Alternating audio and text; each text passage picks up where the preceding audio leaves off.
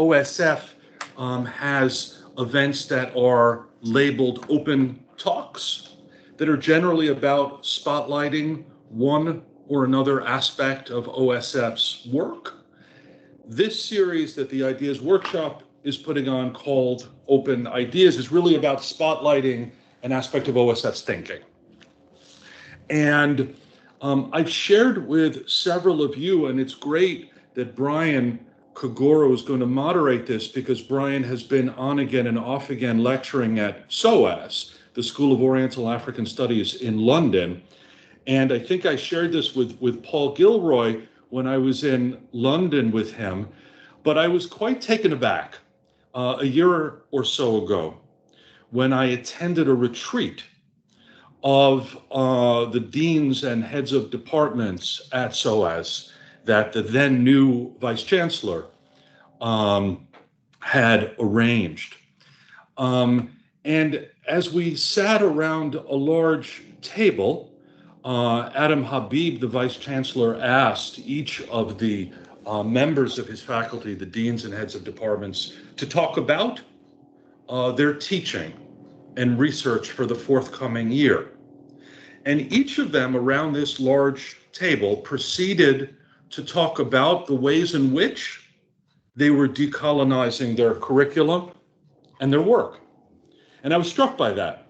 I was struck as to how this term has become so de rigueur or insinuated in how one talks about their very basic activities of teaching and research, that something was afoot here. There's something about this concept that has taken on a new and particular valence. And I found it quite interesting. And within OSF itself, and for our wonderful guests and speakers, Hisham Aidi, Paul Gilroy, and Lydia Polgreen, you should know that really everyone here is from OSF. So you're speaking to the Open Society Foundations. It's a term of art that has also become quite powerful in the context of OSF itself. A term of art that had been a descriptive category to effectively describe a state of play that's now taken on additional political and sociological and cultural and institutional meanings. And for us at the Ideas Workshop, this is an opportunity to wrap our heads around how this term has been used thoughtfully, productively, promiscuously, and otherwise. And as we shared in the overview, is it allowing us to understand particular political and institutional realities through a different prism, in a different fashion that heretofore we were unable to have access to? Is it telling new stories?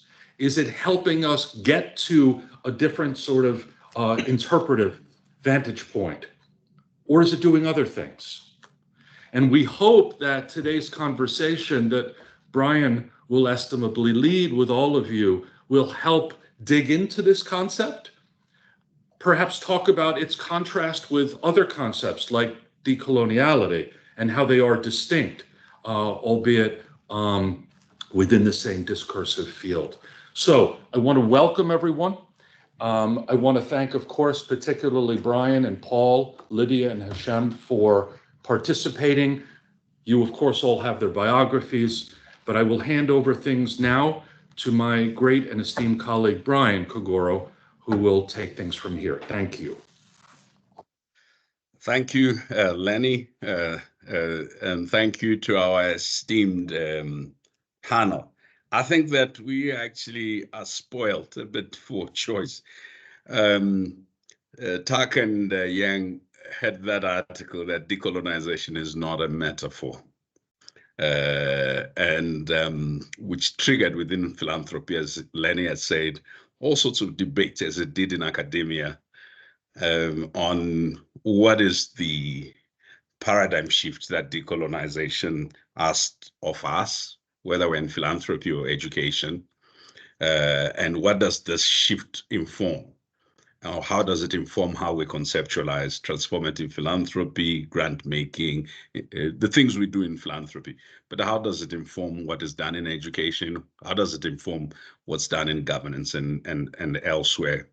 And there's some you have all written. I think, Paul, you've written a great deal on race and racial justice, and looking at many issues. Hisham, you've written on Pan-Africanism and related matters in some of your reflectives. And Lydia, you not only have written, but you have lived through some of those realities and how they intersect with other forms of conception. I thought as we prepare to start with you, Paul, just to reflect on Ayush Gupta's wanting to avoid recentering colonial systems, and that indigenous people, people of color, Black people have a right to be here and on their own terms. So beyond their bodies being physically present, their knowledge, their languages, epistemologies, their desires, passions, pursuits, values, and etc. And then, of course, the warning that the term risks being a catch-all phrase for everything within the social justice frame. And a warning also that if you do that, if you allow it just to be used as a trope, there's a real danger that it will not center the needs, the interests, and the real values and visions of the people that it seeks to benefit. So I have a question for you, Paul. What is decolonization? And how is it different from decoloniality? And is it of any use at all to people trying to do transformative change in the current world? Well, that wasn't, Brian. Thank you very much for that question. And thank you, everybody, for inviting me to participate in this conversation. I've been looking forward to it very much. I actually spend a great deal of my time, not much of my energy, avoiding the questions that you asked me, Brian. And whilst I'm very grateful to be given the first word rather than the last one, I'd like to perhaps work my way towards them in a more implicit way, because this isn't a vocabulary or a constellation of concepts I feel terribly comfortable with for reasons that may become clear as I speak. And I think before I start, I want to emphasize that I speak from somewhere. I speak from the sort of, sour heart of a declining, the mismanaged decline of a formerly imperial metropolis, that I speak from somewhere. I don't speak from everywhere. I don't speak from nowhere. I speak from here. And I think that's something that's important, because as this conversation has developed, we've been alerted to the significance of context, historically and spatially. And more than that, I think a meaningful intergenerational and multinational conversation about these difficult questions requires work from all of us. It's not something that we can just take by default through our interaction, and it requires a kind of generosity intellectually and a kind of openness of spirit. I think in this particular field, there are numerous what I would call translation issues which go across generational lines. I'm saying this partly from experience with teaching. Teaching in a classroom where students coming in, graduate level students, master's level students, are people for whom this is a very important, very, very important thing. And I'm impatient with their obscene deficit of historical knowledge.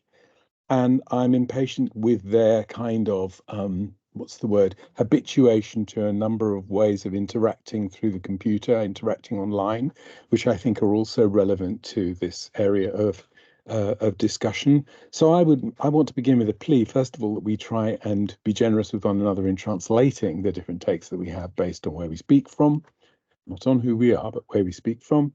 And I also want to say that there are some habits that we acquire in electronic and digital and online interaction, which are, I think, pending in our judgments about the decolonization moment. that I would like to try to set aside. And I think that relates on, in particular, to how we listen to one another, as well as how we imagine, how we manage our inevitable disagreements. And they are inevitable. It would be so easy today, I think, to try to drift into to seek a consensus and so on. I think that's premature. I think for me, in this area, these disagreements are really fundamental and very important. And we have to cultivate a sense of their value and try to process them in a political way, which is unusual. I think I find this particularly difficult because I think that I'm giving up teaching very soon because I find I can't stand the fact that the people who come into the classroom don't know anything at all about any of the things I value or think are important. So I'm speaking as a kind of dinosaur. But there's another question about how as it were, politics of ignorance, particularly with regard to the histories of colonialism, histories of capitalism, histories of European dominion over the planet. These things they don't know. They ask me in the classroom, why are we doing so much history? Why are we doing so much? What's this all? There's a whole, I think, an activist generation almost who think that what matters is making good choices on the basis of the issues that present themselves to you, and see the detour into history. They see the cultivation, the immersion in history operating on multiple scales. See that sometimes as a distraction. So if anyone's inclined in that direction, I'd make my plea, extend my plea to them to try and understand a little bit why I think that detour into history is important. And the other thing, of course, is that technological mediation of this, is it a movement around decolonialism and decoloniality? I think certainly in the universities, it begins to look like a movement. I don't know if it looks like a movement outside, but if it is a movement, it's a movement which is, as I say, been mediated in a particular kind of information ecology. And those psychographic tools and instruments and the algorithmization, self-algorithmization, as well as other forms of algorithmization in terms of information flow, mean that who you actually are trying to persuade by talking to them becomes a very big issue, because it becomes more and more and more difficult to actually persuade people through argument. And that is not just an incidental feature of this moment. I think that's at the core of this. So that's what I want to begin with. Obviously, the age of European universalism is over, and that the world, if the combined and uneven distribution of the effects of the climate crisis can really allow it to be centered anywhere, is now lodged somewhere else. And I think it makes sense to approach these questions as part of a new planetary settlement, which is pending, a new planetary settlement that is pending, and it is addressed explicitly to the residual injustice and structural inequalities that derive from the colonial phase, but it's also addressed to the emergent but not yet dominant effects of the climate emergency. And that combination of pressures necessitates an end to the impossible appetites of consumer capitalism, affirmed, celebrated, worshipped in the overdeveloped zones. Now, the 20th century saw a majority of humankind living under colonial rule. It began with that. Even, a solid, liberal voice like that of Avishai Margalit emphasizes this. And I think inside the university, we can agree that fact hasn't been judged to be significant in the formation of disciplines, in the production of knowledge. Outside the university, where the question of decolonization, the history of anti-colonial activity, has assumed a kind of extensive significance, it's part of a longer account we need of imperial and colonial rule by Europe that's not widely known, and not widely known, let alone accepted as a kind of causal element in the shape and the development of institutions, governments, militaries, juridical and commercial habits and appetites. So, I do support the transformation, democratization, and reconfiguration of the university, but I'm really wary of articulating those hopes in the rhetoric, the off-the-shelf, as it were, rhetoric of decolonization. Thank you, Paul. That's quite a lot. We'll come back to it. Hisham, what's your take? Thank you. So I want to begin by saying that, what is this, 2024? 21 years ago, spring 2003, I used to wake up every Tuesday at 6 a.m. and I take the train from Washington Heights to Metro North in Harlem. No, I take the bus and then I take the train. from Metro North to New Haven, and then a taxi to sit in Paul Gilroy's class, Modernity and Its Others. And it was a tremendous course and life-altering in some ways. And that's where I discovered many of these critiques and thinkers and so on. And then I do the track back 2 hours. So it's a reflection on, it was a tremendous class, but also how poor the American transit system is. So yeah, good to see you, Paul. So the question was initially, what do you make of decolonization? And then after that, it was decoloniality. So I'll just say, I'll begin by being generous and positive, and we can start slashing later. But I'll just begin by saying, I find, what are the schools? What is decolonization? To me, decolonization are these theories of decolonization that appear in different parts of the world in different decades, trying to undo some of the more pernicious effects of colonialism. There's dependency theory, there's post-colonialism, neo-colonialism, subaltern, most recently the decolonial studies school. Broadly, if we were to be generous, what are they trying to do? How do we undo the pernicious effects of colonialism, but also how to be free and modern without imitating the West, right? And part of that is defining what freedom is and defining what modernity is. So this goes way back. You can look at Jose Marti in Cuba, you can look at Gandhi, you look at Tagore, you can look at, what's interesting here is how there's considerable overlap, and every new wave claims to be saying something new, but often they're repackaging what's already been said.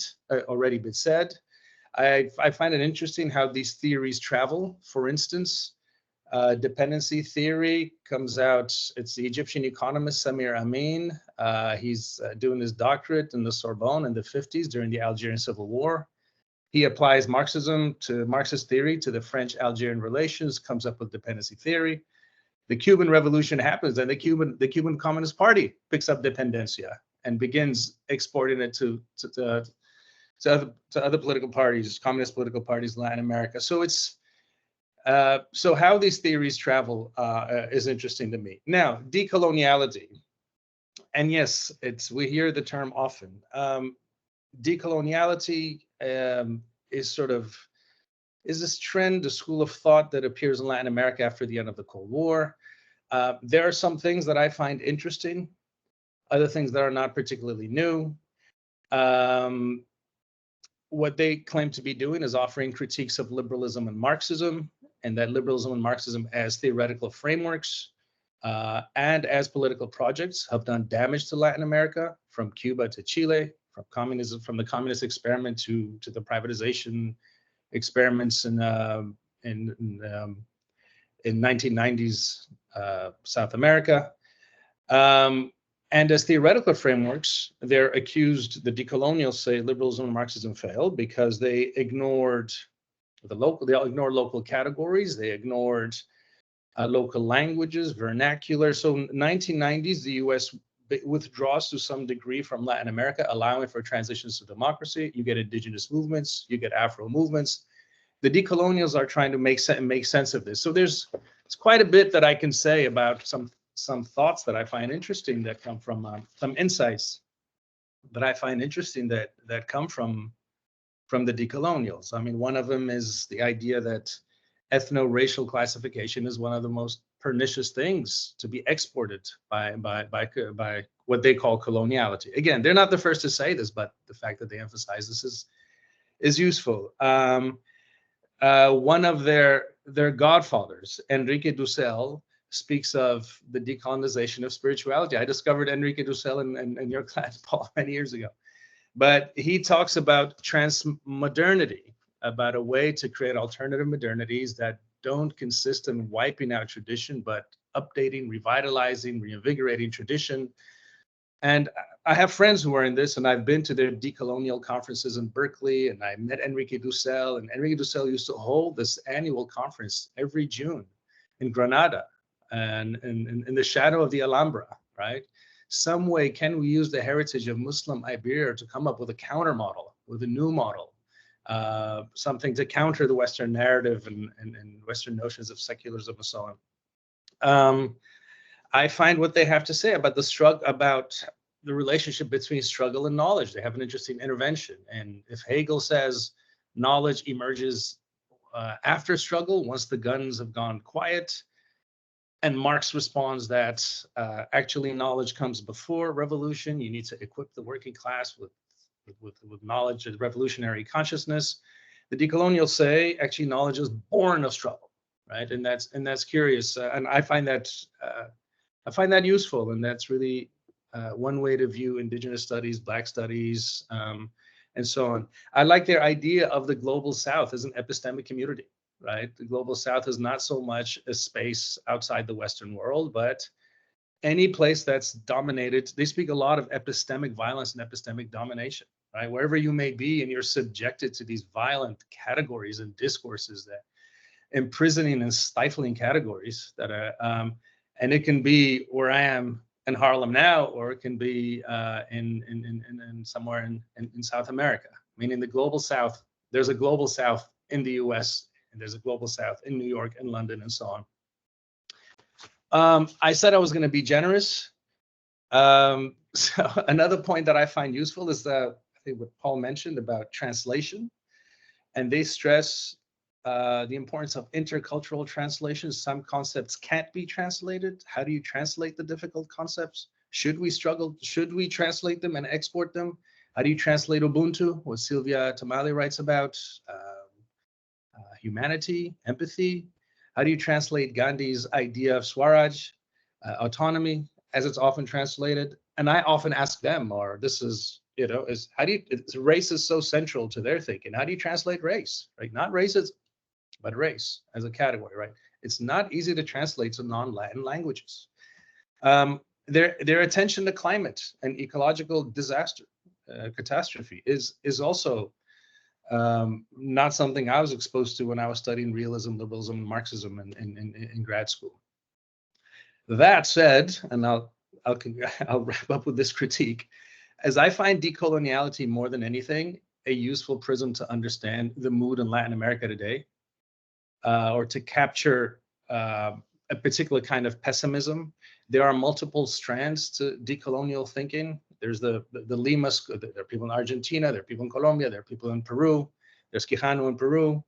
But I think the one that has gone global is the Puerto Rican school, the Puerto Rican strand, the Puerto Rican current. And that is Ramon Grosfoguel, who's a friend, Nelson Maldonado Torres. And I think it betrays a particular Puerto Rican sensibility, and is sort of a particular Puerto Rican disenchantment, right? Sense of in-betweenness. You're not a state, you're not a colony, you're a citizen, but you can't vote. You're neither black nor white. How do you make sense of the American racial order? And I often see at least this, so decolonial studies, but this particular strand in particular, I see it as a Hispanic or Latin counterpart to Afro-pessimism, right? And that this centrality of race, again, they're very American for all their talk of being subaltern and coming out of the global South, and their critiques of post-colonial scholars. Post-colonial scholars are based in the West, and they're working Western theory. They're not including subaltern voices and so on. So the decolonials claim to be in subaltern spaces, including subaltern voices, using non-Western epistemologies. But the reality is the trend, the decolonial current that has gone global, these are US-based Puerto Rican scholars at Berkeley, at Rutgers. And again, as I said, I see their thinking as an interesting counterpart to Afro-pessimism. Their emphasis, the centrality of race, but race as transhistorical, race as crossing continents, centuries, and having this extraordinary causal impact. And it's a very cultural or ideational understanding of race, right? If I were to ask Ramon, okay, but where is structure? Where's class? Where are institutions and all of this? He'll say, amigo, race is a structure. It's a structure of thought, right? So I again, more than anything, I find these theories useful to understanding what's going on in that part of the world right now. And I think that decoloniality is, it's a particular moment when the US has to a large degree withdrawn from Latin America. I mean, American influences up to Colombia. It's not the same kind of heavy-handed intervention of earlier eras. The region has transitioned to democracy, but massive inequality remains. Latin America, I mean, so we've always taught that Latin America is the most unequal region in the world. Piketty recently came out saying not anymore, but the inequality remains. Levels of violence, unraveling state structures, partly in response to neoliberalism and privatization and so on. How do you make sense of all of this? And then, of course, the Latin situation in the U.S. as well, right? So I see this as a response to all of this. I'll stop there. Oh yeah, one word. Yeah, my context. I'm in the sour heart of empire. I'm at Columbia. Things are very fraught at Columbia. I've been at Columbia a while. I did my degree here. I left. I came back, but I never thought I'd see NYPD police helicopters hovering over student protests, layers and layers of police around campus, doxing trucks, fights, people getting sprayed. Before the 7th, my American students were easily triggered. Now, terms, and we'll talk about this. One term that sets students off is settler colonialism. The word context can get students to tear up, right? So it's a very fraught, polarized, violent context. Thank you, Hisham. We'll come back. There's also a lot to unpack there. Lydia, what's your take and your context? Yeah, thank you. I love that. It's slightly terrifying that context would be a trigger word. It's great to be here with you all. You know, this is really extraordinary company. I am just a unwashed, wretched journalist. I am not. I'm not a trained scholar in any sense, and so I'm coming at this perhaps very much with a layperson's understanding. And I was really grateful that Paul. Sorry, I have dogs and they might bark, so I'm gonna try and keep them from it, but bear with me. So I was grateful that Paul started with saying that he doesn't speak from nowhere, because none of us speak from nowhere, and I certainly don't speak from nowhere. But in a lot of ways, I'm kind of from nowhere. You know, I am not indigenous to any particular place. I'm biracial. My mother is Ethiopian. My father's American. I spent most of my life living in the global South and traveling all around the world. I'm queer. I'm gender nonconforming. I have all of these, you know, multiplicity of identities. And so, you know, it's one way to sort of sum that up is to say that I'm kind of an indigene of nowhere, and so this moment of putting primacy on indigeneity has been a discomforting one in a lot of ways. It's good, therefore, that I have actually a tremendous amount of comfort in being uncomfortable. Call has been forwarded to voicemail. The person you're trying to reach is not available. That's always been my kind of most comfortable space, is the one in which I'm uncomfortable, in which I'm the outsider, in which I'm the stranger. So I say all of this as preface to kind of how I've come to the conversation around decolonization and decoloniality. You know, I have a fundamental constitutional allergy to certainty and a real kind of well-cultivated affinity towards ambiguity. And sometimes it feels like these are very unfashionable qualities in our time that feel out of step. And with where people's kind of emotional states are. And I also hate the word discourse. I sometimes joke that the discourse is actually just 3 tweets in a trench coat. It's you know, the things that are floating around on social media that people are commenting on.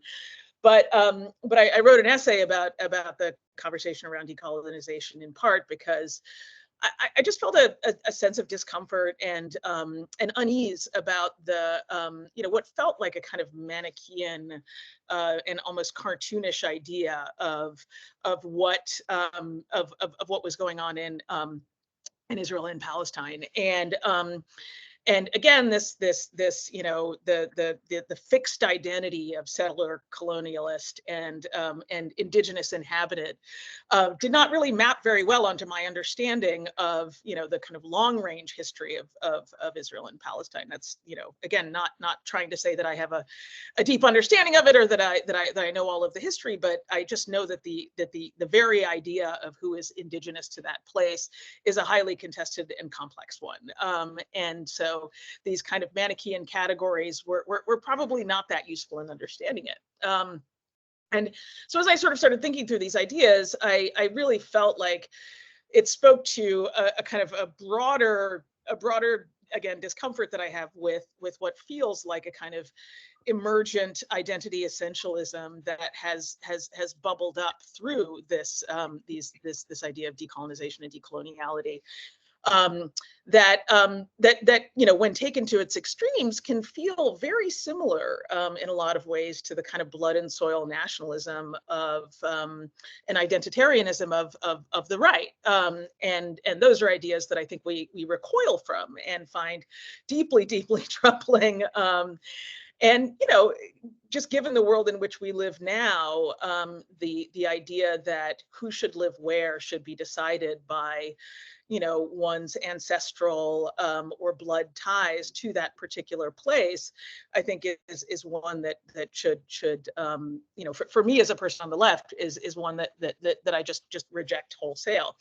The other thing is that I worry about modes of thinking that are obsessed with looking backward. You know, this is, I think, very different from learning about the past and understanding history. And it's interesting that we're in this moment where, you know, as Paul was describing, students are like, why should we learn about this horrible past, right? The past of colonialism, or the history of empire, and those kinds of things.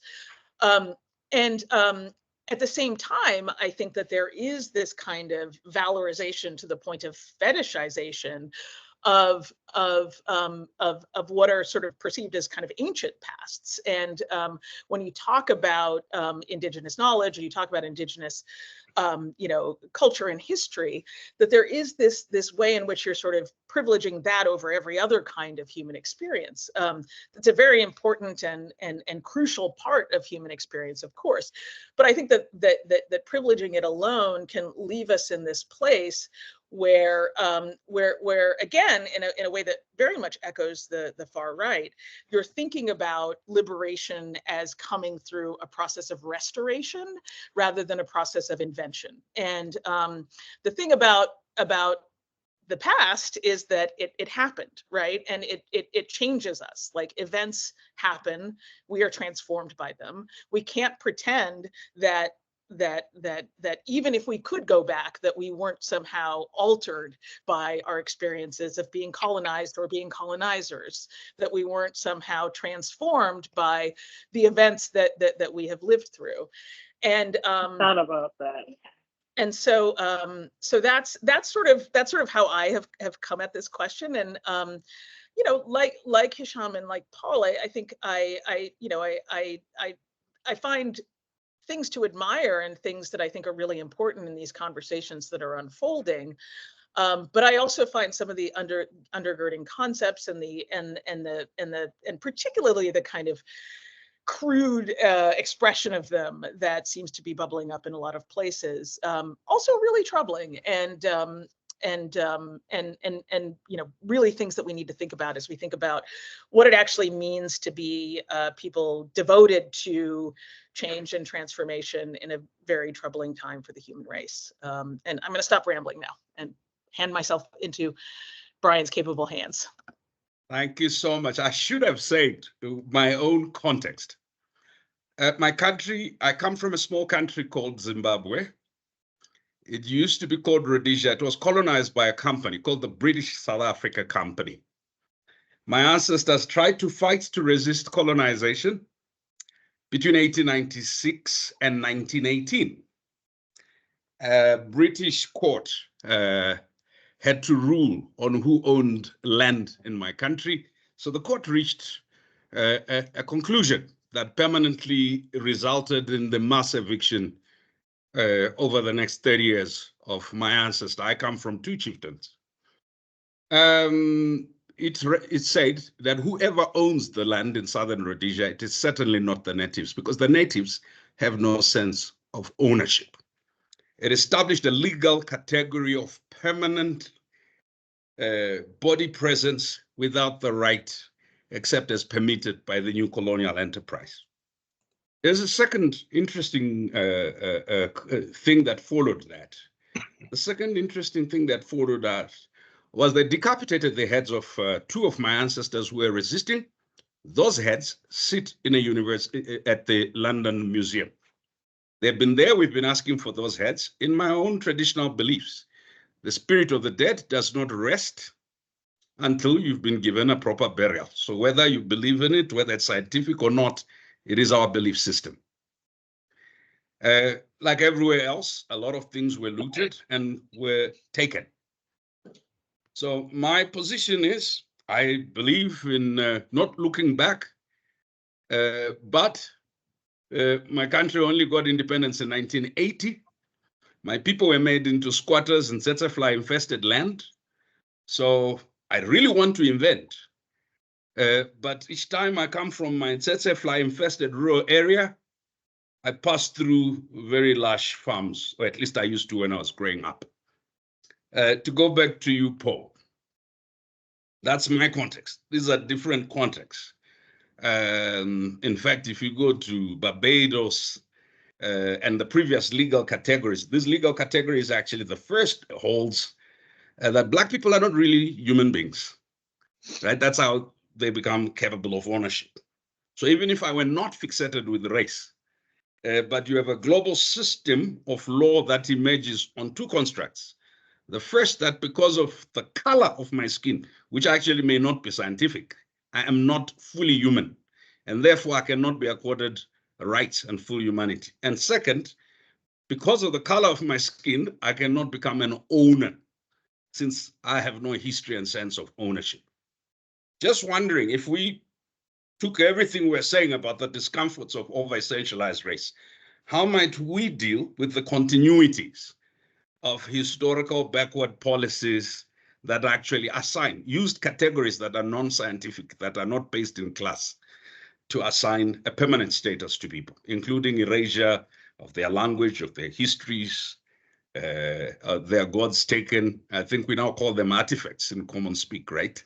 So I'm struggling to find who really am I? And I do not deny that my reality was interrupted by colonialism and etc. But I still would like to know, as many of you actually support, when children grow up and say they're looking for their fathers, who may not have been very active in their lives, nobody would say don't. It's not a worthwhile exercise. Rather focus on making money on the stock exchange. So Paul, I think I would probably say don't waste your time doing that. Actually, that involves a detour into my own biography that I'm not going to offer you. But I'm sympathetic to what you say. But at least you know who you are. At least you know what your beliefs are. You know, as a descendant of enslaved people, I can't say that I know those things, and it makes me very skeptical, not only of those who claim to know, but also those who claim to be able to police others on the basis of that knowing. So that's, I think, where my skepticism about this comes really from not being inclined to defer to people who think they know who I am better than I could know for myself or make for myself. And that, of course, makes me already hostage to epistemic violence of one sort or another. But I'm not sure we can escape from that. I mean, there are a number of issues that your case raises, really. And, you know, I mean, and above all, for me, it's a question of history and memory, and a question of time. Actually, it's a question of time. And yeah, I mean, you know, your immediate relationship to the horrors of British imperial genocidal mass murder and all the rest of it, you know, exploitation driven by particular forms of war and particular forms of capitalism, which operate precisely on the basis that there's a double standard there, which says that you're not a human being, while those who are persecuting, murdering, and disposing of you and your property as it becomes in their world, you know, claim a monopoly on that.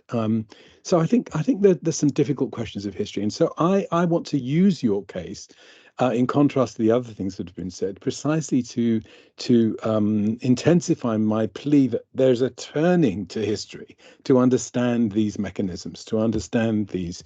Well, I mean, you know, just because um, other people want to fetishize victim experience doesn't mean that people aren't victimized. So we have to honor that in some way. But how we honor it is always going to be a matter of dispute. It's not. There's no. I have not yet found spontaneous convergence on this question. And obviously the history of your own, I'm not by any means an expert on the history of Zimbabwe. I know, you know, a little bit about it, and I've made it my business to know more about it because I'm a citizen. I don't know how many passports the rest of you have. I've got one, you know, and it says on it that I'm British, supposedly, whatever that might mean. The people who gave it to me don't even know what that might mean. So I think we have to be really, really careful about where I think what Hisham said earlier on about there not being an outside, there not being a sort of a place of that one can step outside of these relations. And this, I think, speaks very, very much to the I slightly disagree with you, Hisham, about the provenance of the version of decoloniality that's gone viral in the world. I think, yes, you're right about, you know, the border thinking and the Puerto Rican voice, but it seems to me the center of that enterprise is, as you pointed out, something that's a bit like Afro-pessimism, a bit like queer theory. It really turns around in terms of its intellectual influence the figure of Walter Mignolo, you know. And what I don't like about this discourse, I might as well say this because we're all, you know, we want to have a proper discussion. Actually, I think we have to not take too seriously a quarrel between a bunch of American academics. And we shouldn't let the quarrel, but you don't need to understand your situation, Brian, to go to an argument between people who work at Columbia and people who work at Duke, or people who work at, you know, I don't know, NYU.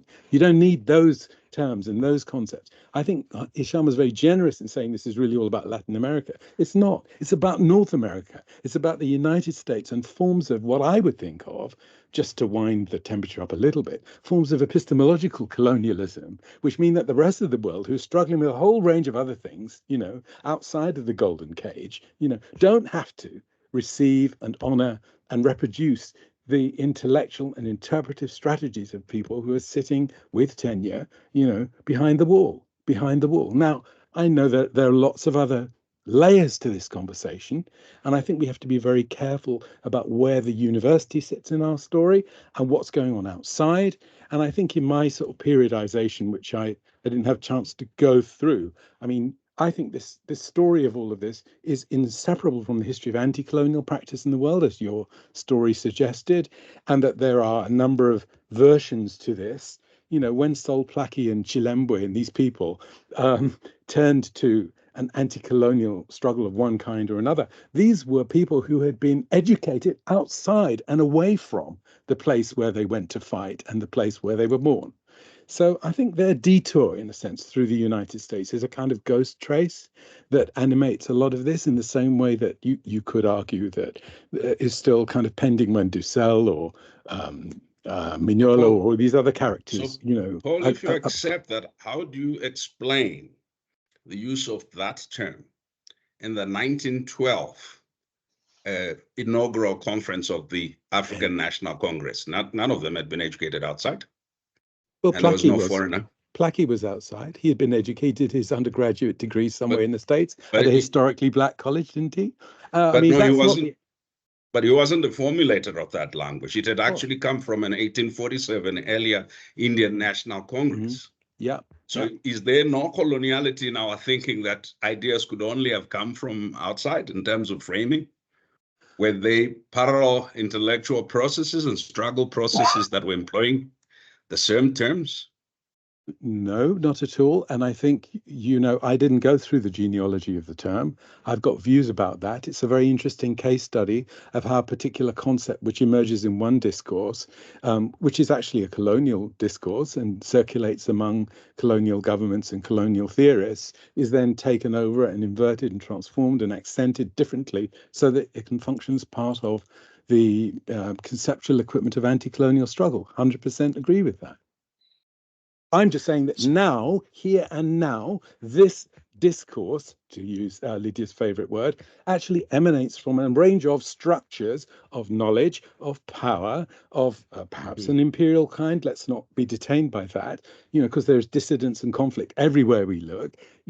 A discourse that derives from certain things in the world of ideas as it's practiced in North America, the most powerful element institutionally in this global exchange, rightly or wrongly, mostly wrongly from my point of view, because actually, I don't even know if we need universities in the form that we have them at the moment. So that's another kind of question to be somewhere in the background. So just Lydia, I see you got your hand up.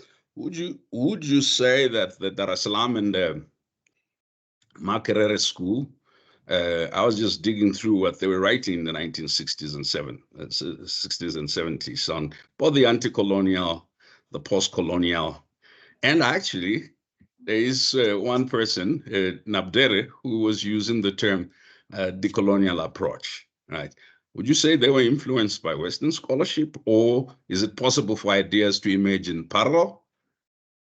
I mean, I think ideas can absolutely emerge in parallel, and I don't know. It's sort of the genealogy of an idea is less interesting to me than the sort of creative potential that it has within it. When you were talking about the dispossession of indigenous Zimbabweans, I was thinking about my own experiences reporting there.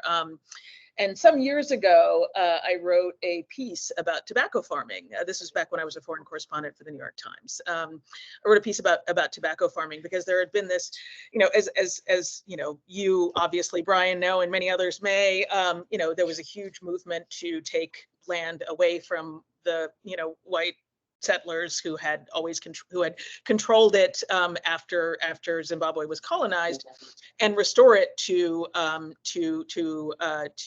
Black ownership. And this was, a huge controversial thing. In the New York Times, it was portrayed as this like absolutely violent dispossession, and it had destroyed the Zimbabwean economy, et cetera, et cetera, et cetera.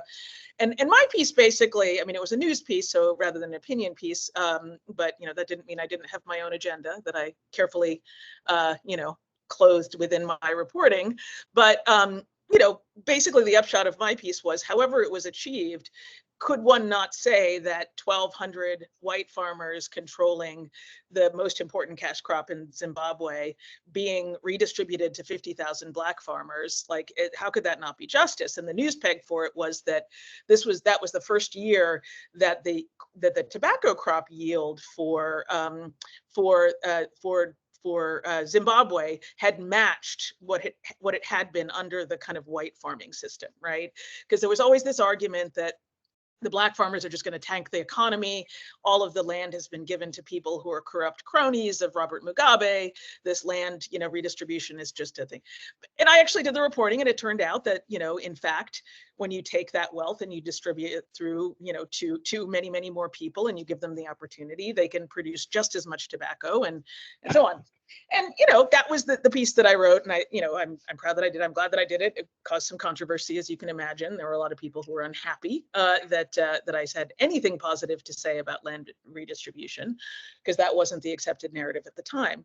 But the deeper question that I guess that I would ask now is, when I spoke to these farmers, these Black farmers, they were really thrilled to have this opportunity and that the transformation had happened. But if I look at that through a kind of decolonial lens, right, would the ideal outcome of that situation be a return to an idea that nobody had property, right, and that sort of capitalism as practiced and descended from the system of colonialism and empire that we all live with now?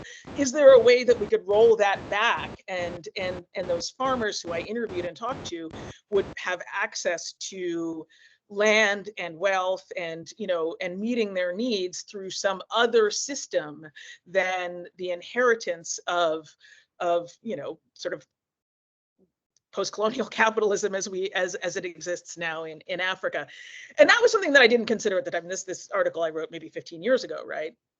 But I guess the question that I'd have for you is sort of, what do you make of that sequence of events, and how does decoloniality help us think through, like,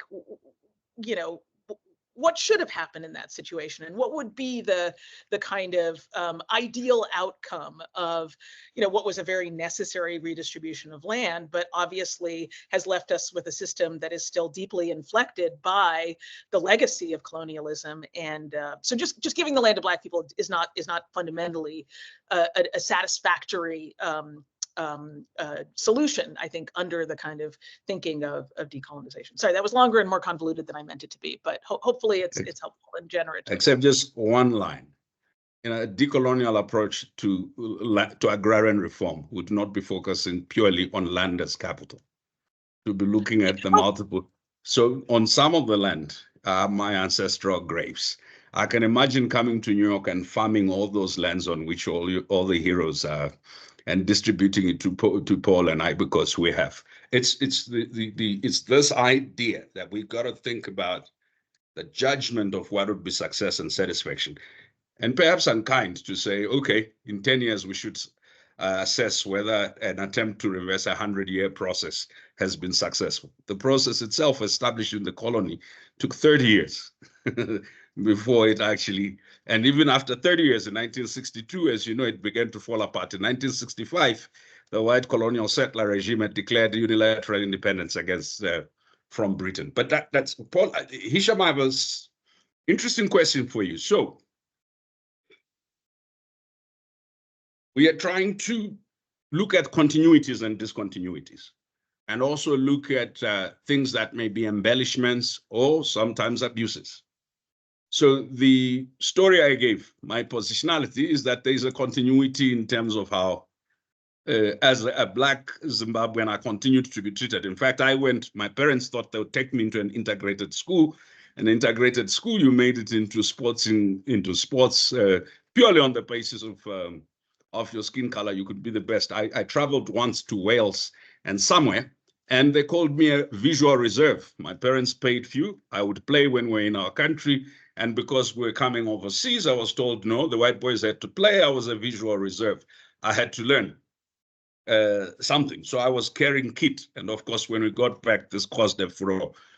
Are there continuities of racialized outcomes? So let's take away race as an over-essentialized bit. Are there continuities of gendered outcomes, even if we took away the pejorative and almost caricatured use of race and said, okay, it's correct? Are there ways in which, if I arrive looking the way I do, socially, people react to me in a particular way that's based on miseducation and purely on the base and not purely on the basis of my class? And if so, how do we deal with that without going back to this pejorative racialization? So I'm going to avoid your question for the moment. I want to go back to just the question of the Americanness of all of this discourse and the role of the Imperial University. There's a really wonderful essay by the Bolivian sociologist, Silvia Cusicanqui, where she's talking about how it is because they're part of an American political economy of knowledge. It's because they're based at Berkeley and the Berkeley brand that the school of thought has gone global, right? And this school of thought it's incredible. I mean, I've been in Paris in the banlieue where they're holding workshops, and Angela Davis is the guest of honor and so on. And at the same time, the American embassy is pushing its own sort of and really what they're exporting is what Paul would call racial common sense, American racial common sense, right? It's really, this is how we do things in America. You're not aware of how racial inequality works. This is how affirmative action works, and so on. And so the embassy is doing it in these marginalized, impoverished neighborhoods in London and Berlin and so on. But at the same time, the decolonials as well, right? And often it's the same constituency. The kids will go from the Berkeley workshop to to the embassies workshop and so on. So yes, the role of the globalization of the American education system is clear here. And I was going to actually address a little bit what you mentioned, the Dar es Salaam school in Makerere, and the most forceful responses to the decolonials has come from Africa.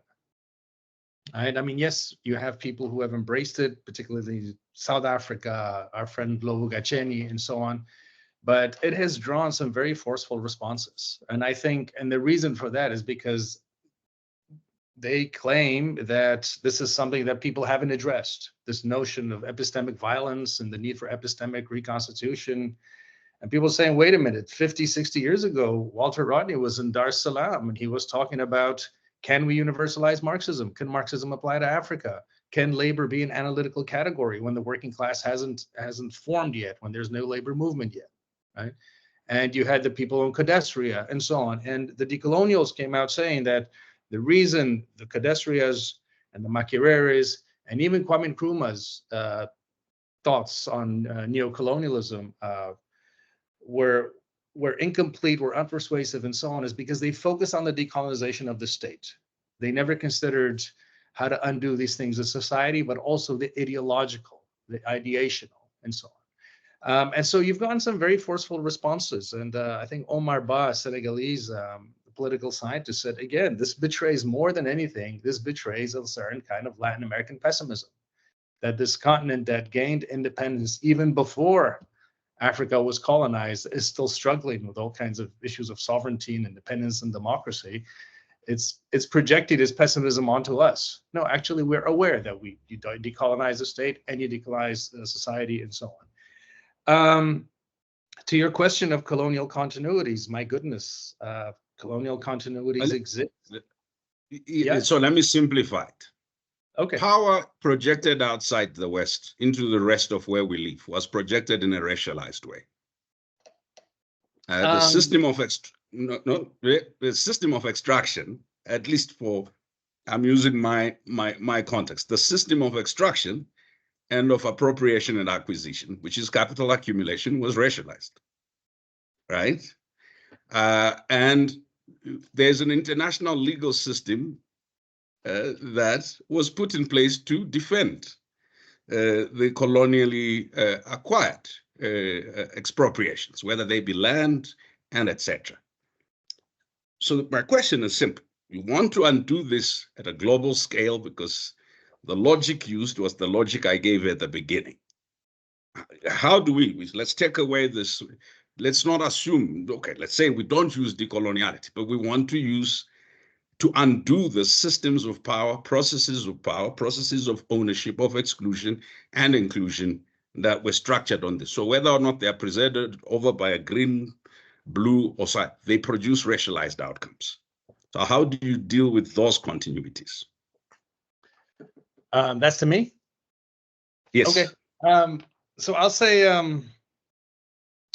so in terms of frames that are being exported and causing chaos overseas, one of them is indigeneity, right? I mean, in the Americas, it's fairly clear. I mean, the term indigeneity is contested and it's contextual and so on. But I guess in South America, North America, we know indigenous refers to the Amerindian population and so on. Once you export that concept to Africa, who's indigenous, right? It causes all kinds of chaos, and I think there's a very good response from Suren Pillai in Cape Town. He wrote a very good piece talking about the decolonials are not interested in colonialism as a moment or as an experiment, but rather coloniality is this abstract thing. And they're not particularly interested in the institutionalization of difference, right? And when they talk about, when they're talking about colonial continuities, they're speaking about Latin America, where there was the wiping out of indigenous populations, an attempt to create individuals in the image of your European citizens. In Africa, that wasn't the case. In Africa, it was mobilizing difference, institutionalizing difference, difference between settler and native, of course, different groups and so on. Hisham, that cannot be historical. In Namibia, the wiping out of the Nama and the Herero people, a case that's pending now. I'm aware. So when you say in Africa that wasn't the case, that's neither historical nor factual. No, there are obviously Congo genocide, use of chemical weapons by Franco and Morocco. Yes, we're aware of that, but it wasn't. You still had colonialism mobilizing difference as a way to rule populations that existed. Right? Obviously, genocide was policy as well, and they're not particularly interested in that. So that's one. Another thing I'd say is that's still with us, and this is a colonial holdover, is the partition of Africa into three parts, right? Into sort of an Asian Africa, the Nile Valley, a European Africa, Northwestern Africa, and Africa proper, so-called Black Africa, right? I would say that partition, which comes from Hegel and afterwards Kant and so on, underpins departments here in the US and so much research and funding and so on, right? And an example of how to respond to that was Ousmane Khan, Senegalese historian Ousmane Khan's response to Valentin Mudimbe. Valentin Mudimbe wrote a book, 1988, The Invention of Africa. And culture, right? Invention of culture, and keeping the white god, Yeah, and he was talking about, how African philosophy relies on European languages and uses European philosophical frames and so on. And Ousmane Khan wrote a very good response, which can be characterized as decolonization, saying you can only say that if you leave out Timbuktu, the Timbuktu library, right? So that's an example right there of how to counter these colonial continuity. Okay.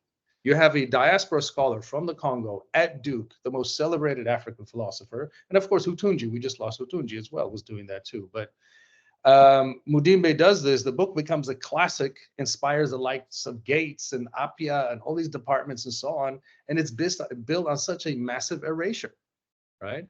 Which is civilizations and the writings of the Sahara, right?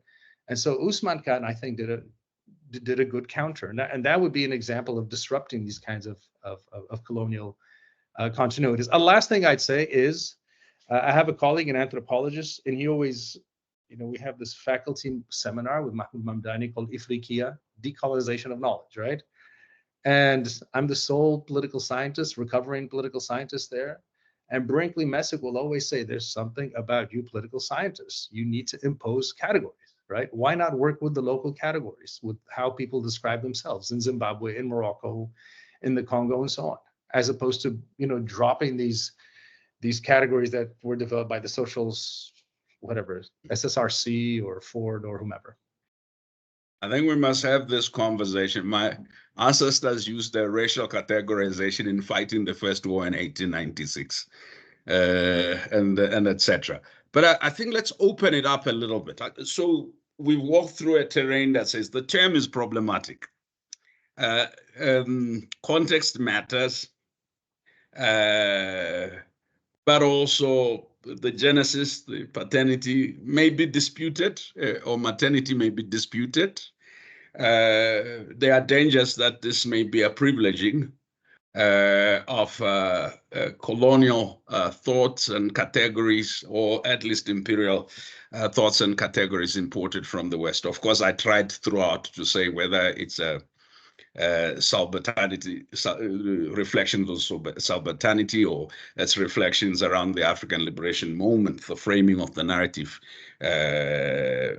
from the 1916 up to the Manchester conference. So if we went beyond the dominant African figures of Nkrumah and etc., there were actually Africans thinking in between. And the dilemma is framing Nkrumah or some of those dominants as having been the sum total of African thoughts, may actually create the sense that thought only comes from one center.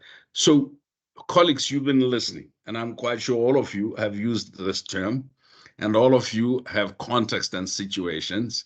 I wanted to open up so that we have comments and questions. Please introduce yourself as you ask the comments and questions. We're not trying to arrive at one answer. I think what the ideas workshops are about is to flesh out the controversy, look at various nuances and meanings. So we're not trying to impose any one answer. And I think our speakers have rightly noted that, the idea is not to reach consensus. The idea is to debate. and to debate openly, and there'll be different views. And I think Paul said we have to be kind with each other's differences, but let's still have the differences. Yeah. So I want to open it up. Can we please, by show of hands, colleagues that want to intervene? There are 64 people on the call, so I'm quite sure there's a lot that folks want to say.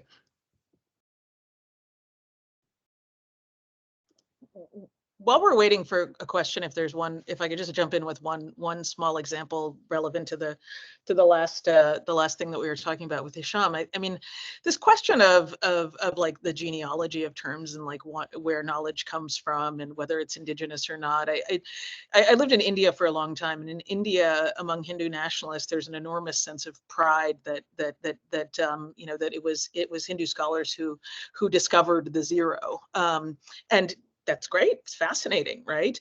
But the I don't know. There's something in the thirst for affirmation from Western science that this extraordinary civilization that invented many other extremely important things, but the fixation on the invention of the zero as a kind of technological advancement that was, you know, part of the, you know, the culture, and again, debating whether it's actually whether Hindus are actually indigenous to India is another fraught conversation that we could talk about too. It just, in some ways, kind of gives up a little bit of the game here, that there is this kind of almost rooting for or desire to prove, no, we came up with the ideas of Western modernity that ironically just centers Western modernity all over again, right? Like this is the terrain on which you feel that you have to prove your worth, was just always really fascinating to me. I'll come back to you after questions, Lydia. This question of what happens when you have suffered erasure, like Hisham said, is asserting, yeah. So Hisham, go ahead.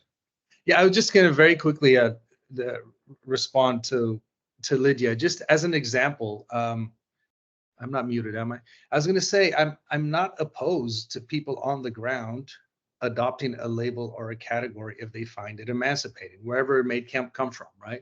One of the responses to the decolonials and so on is Suleiman Bashir, a Senegalese philosopher, my colleague, and he says, look, we're trying to think our way out of this mess by any theoretical means necessary, right? That's what he says.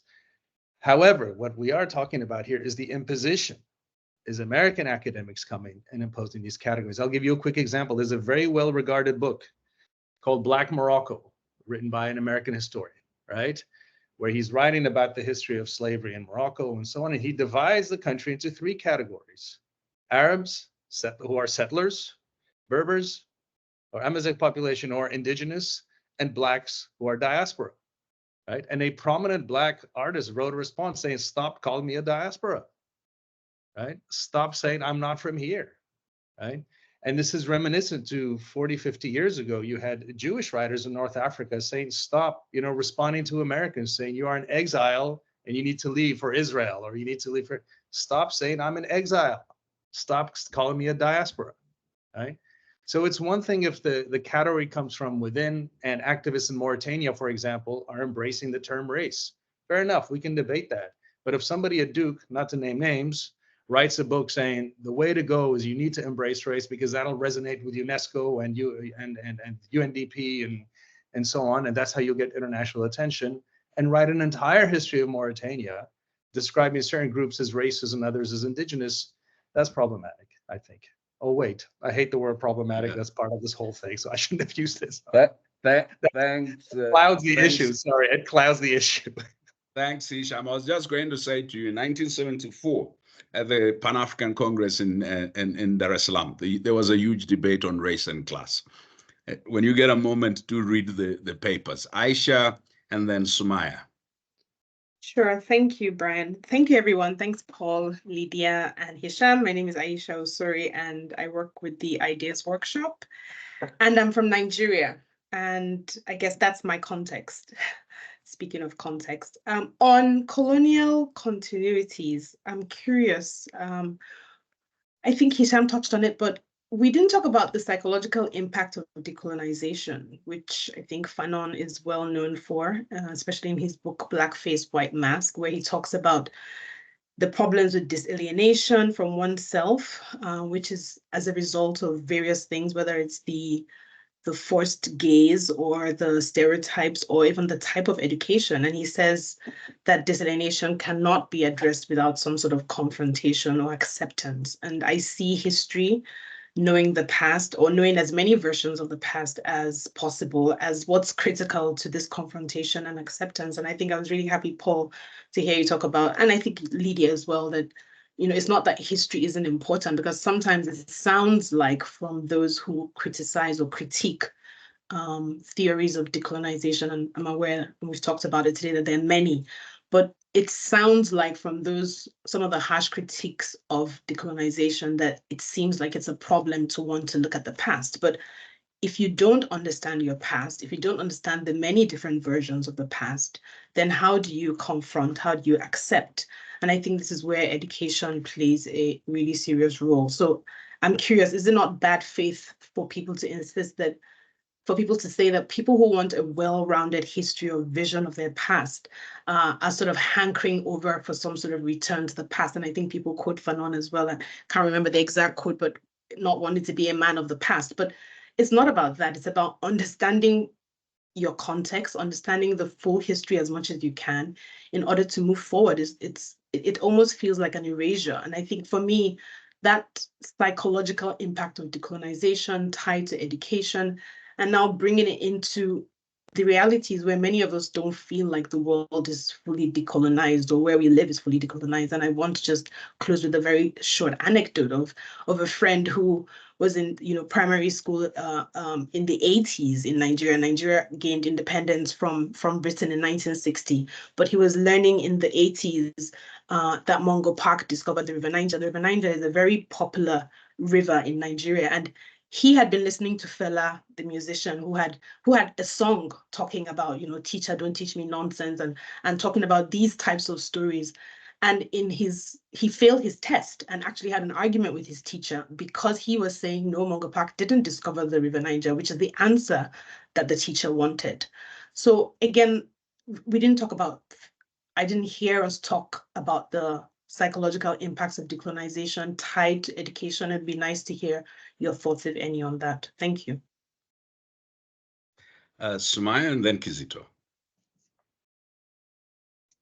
Thank you. And it's really great that we're having this conversation also at OSF in philanthropy, right? I think these contestations are really helpful.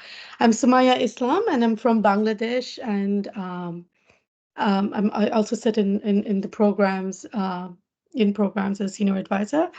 I had one observation and perhaps a question in that observation, and the second is a question, and I'll be quick about it. The first is an observation and just a query how we are locating Western imposition. If there is a person from the global South, and because of both colonization and geopolitical considerations, has moved to another location and produces knowledge because either that knowledge cannot be produced or is not considered valuable when it's based out of the global South.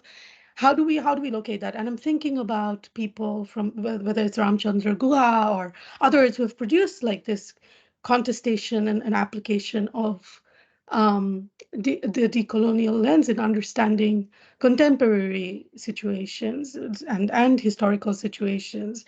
So that's one question on the question of Western imposition. The second is, as we are talking about the languages, how are we looking at the reconstructive possibilities that are enabled by decolonization, such as reparations? And I'm just curious because I think a lot of what we have heard is sort of undoing the past and not about reimagining or the possibilities within decolonization to reimagine and reconstruct the future, because that is where a lot of the generation I grew up in sees the possibilities in decolonization. So that's just another question. Thanks, Kizito.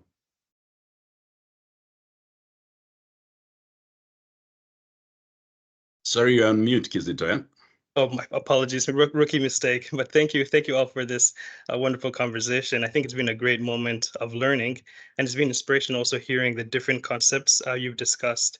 So I'm Kizito Bianchia. I'm based in DC with our advocacy department supporting our strategies.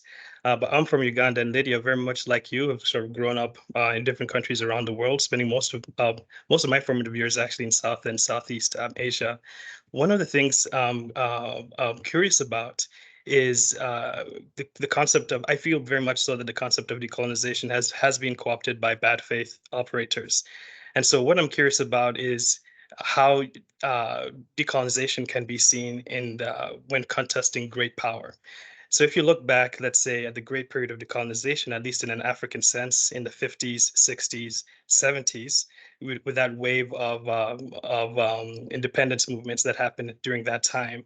If you think about the international organizations, the United Nations at that time, which was really supposed to reflect that spirit of decolonization and was supporting many of these new and independent nations, a lot of that was affected by great power competition, what happened in the Cold War.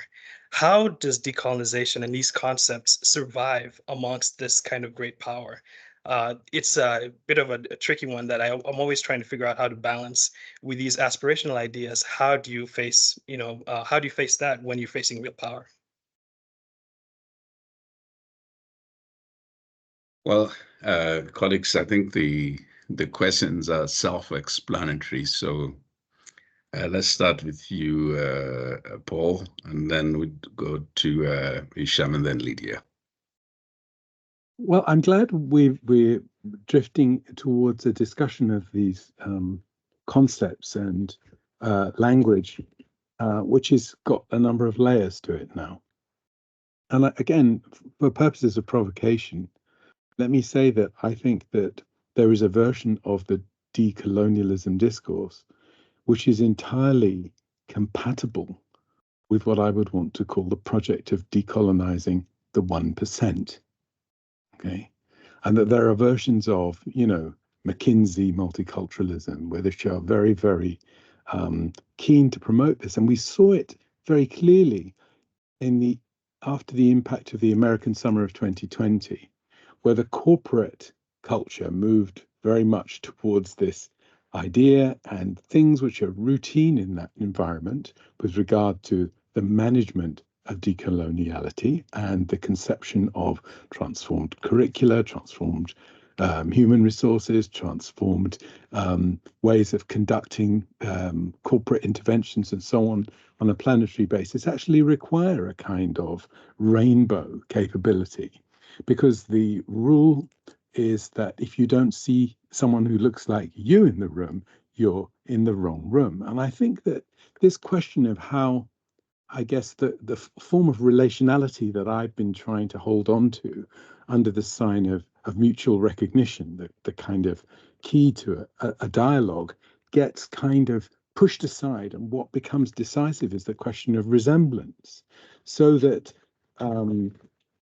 if you like, the jargon of decolonization becomes a kind of empowerment discourse that feeds a kind of standard version of neoliberal rhetoric, McKinsey multiculturalism, whatever you want to say, that reduces this question of decolonization to a matter of better management, a matter of efficiency, a matter of diversity and inclusivity.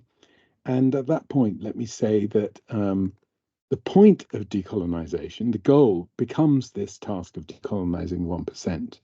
Now, I think the other thing we haven't really spoken about, which speaks to this question of the future and the past and so on, is how we've all, I think, had degrees of discomfort with the figure of indigeneity. And, I want to underscore that difficulty, partly because, although I've never migrated from anywhere, I'm considered to be an immigrant by people who regard me as not indigenous to this place, And this isn't, by the way, just a matter of the right. We spoke of it as the right joining hands with the, a component within the decoloniality discourse. This isn't just a matter of the right. It's a form of nationalism, of exclusionary nationalism, which actually dissolves those boundaries and is really fundamental to the things we see in all sorts of parts of Europe in particular, where, actually outside of this country, at least, you go on being an immigrant indefinitely. You're a second generation immigrant, a third generation immigrant, a fourth generation immigrant, and so on, recursively to infinity. I think that the question about the future was really an interesting one, because, of course, I would say the racial order denies you access to the future. And that bit that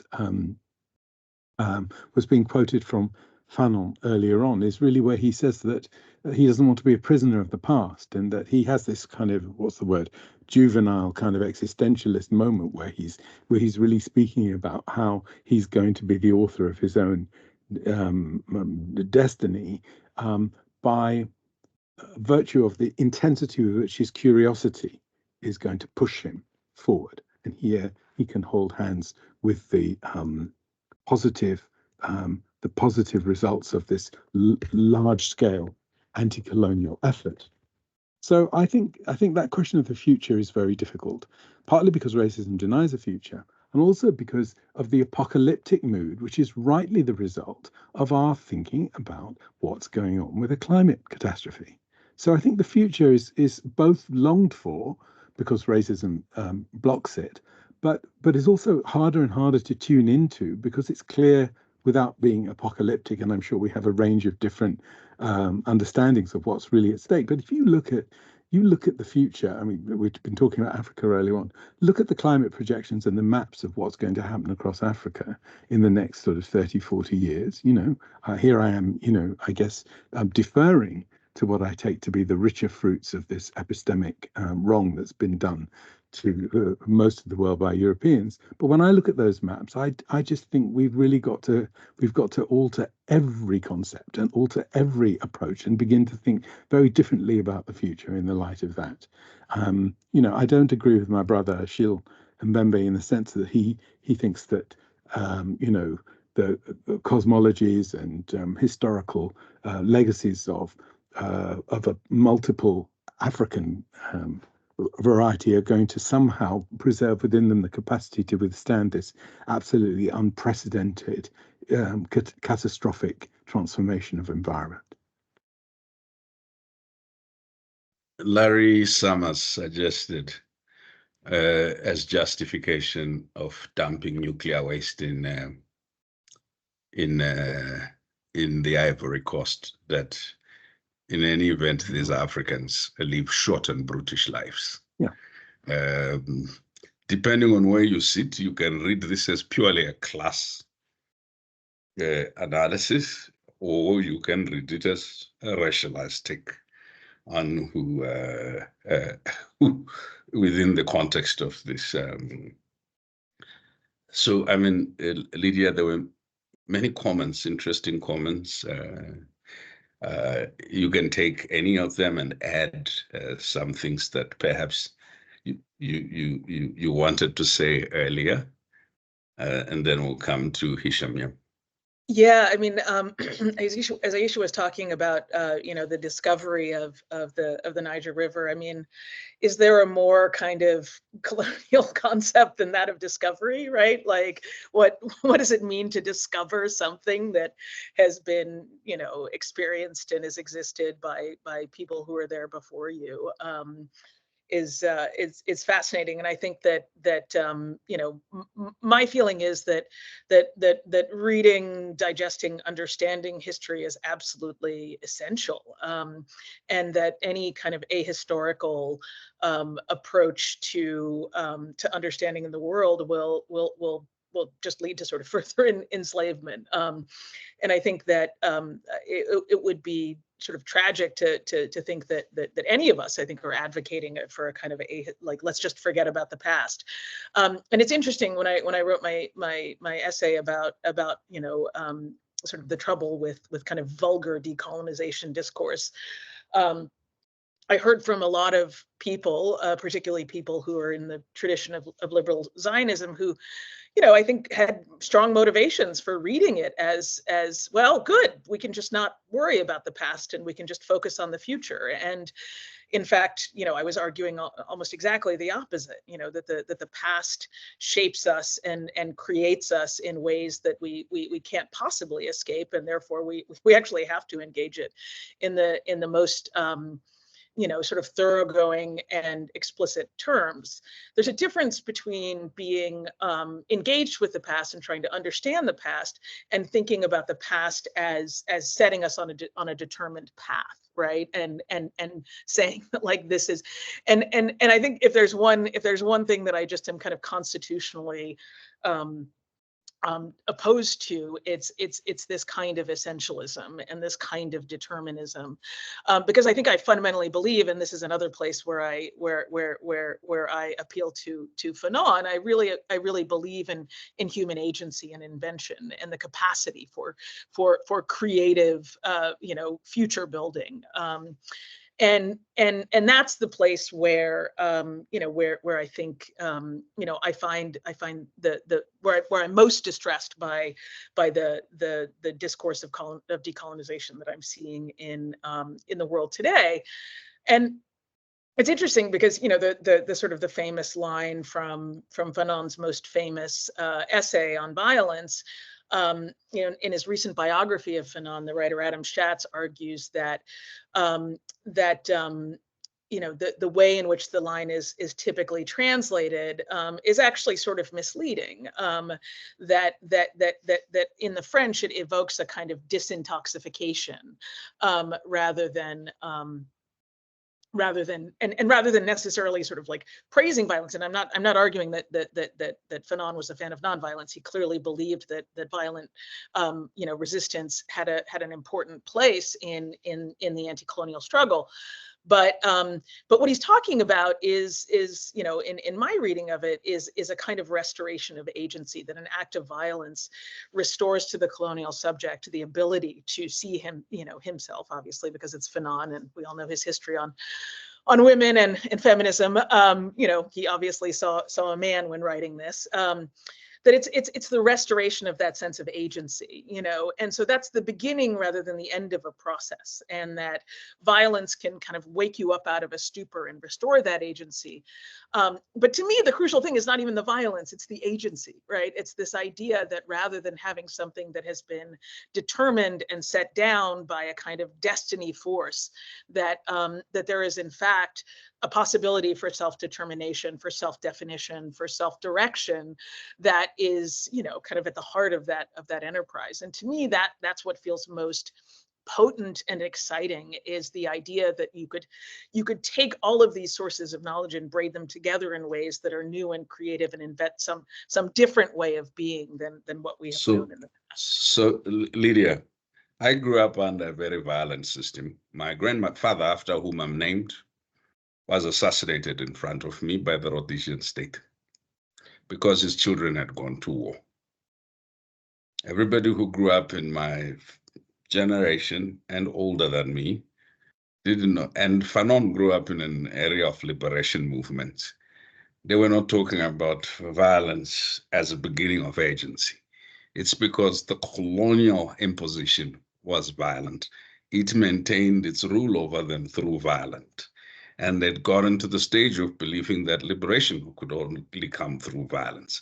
Whether now, with the benefit of hindsight, we think that or not, I think let's give them that moment of cathartic violence, as Fanon calls it, imagining liberation. We have the benefit now of knowing that violence does not necessarily liberate. But I think in that moment, I think that we can try and sanitize Fanon, but we read their contributions they made to the FLNF flyers at the time. They were clearly calling for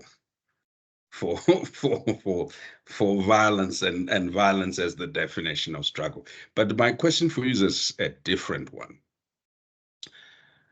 Within the part of what has happened in society is a mishmash of two things: culture, tradition, or invented culture, to use Mtime's, and religion in some parts. And this religion has defined the meaning of sexuality and actually the meaning of masculinity and femininity in particular terms, right? And institutionalize them through whether how you do marriage or how you do law or how you do property ownership categorization. Now, I wanted to ask you in terms of that continuity and current struggles for broader versions, more so in the context of a world that's saying we're moving back to traditional values, which traditional values were exported and sometimes are enmeshed with culture values. And because part of there's been decolonial activists who are looking at this as a continuity and disputing whether that in the culture pre a particular moment, this was actually even how things were looked at, and not blaming entirely the colonial moment, but blaming, if you go, this interpretation of culture.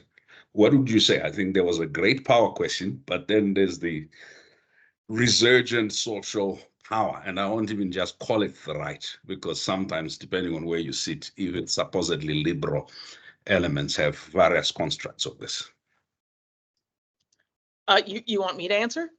Yeah, just your reflections on it. Yeah, I mean, I think. Look, I mean, I think that it's a fool's errand to try and disentangle, traditional culture and find the strands of its DNA and something indigenous or old versus the ways in which it's been married to, the imperial legacies. Right. We're seeing this play out across Africa right now around the virulent attacks on LGBTQ people. Right. And the embrace of Victorian colonial ideas about homosexuality or about the gender binary and all of that feel to me like rightly are categorized as kind of like colonial legacies. But I also resist the romanticizing of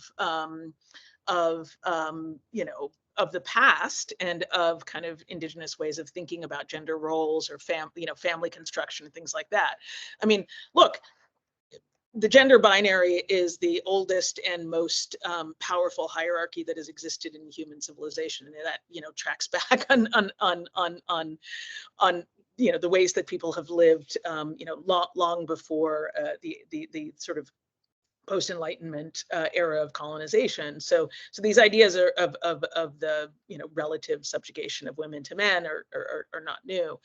I also think that there's a tendency to romanticize the way that certain global South countries accommodate gender variant people, for example. So in India, there's they talk about how India has a recognized, has recognized their gender identities for many, many years, and you can have a passport but they're identified, they're identified and acknowledged within a context of deep marginalization. There is a tightly circumscribed social role for the people that are known as hijras or kotis in that context.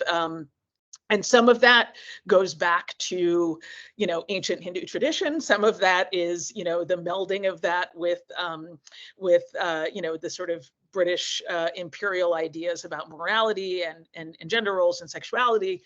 But, once again, I find myself having great difficulty unbraiding all of the various influences that have led us to the moment that we're in right now of an assertion of both, what seem like quote unquote progressive ideas about gender identity and the fluidity of it, but also quite traditional and conservative ideas about people who fail to conform to, quote unquote traditional ideas of gender presentation should and should not be integrated into society. So it's in some ways a perfect illustration of the problem, which is that we can't unpick the different threads and how they've led us to this place where where it's really kind of a hodgepodge. It's neither traditional nor is it purely colonial.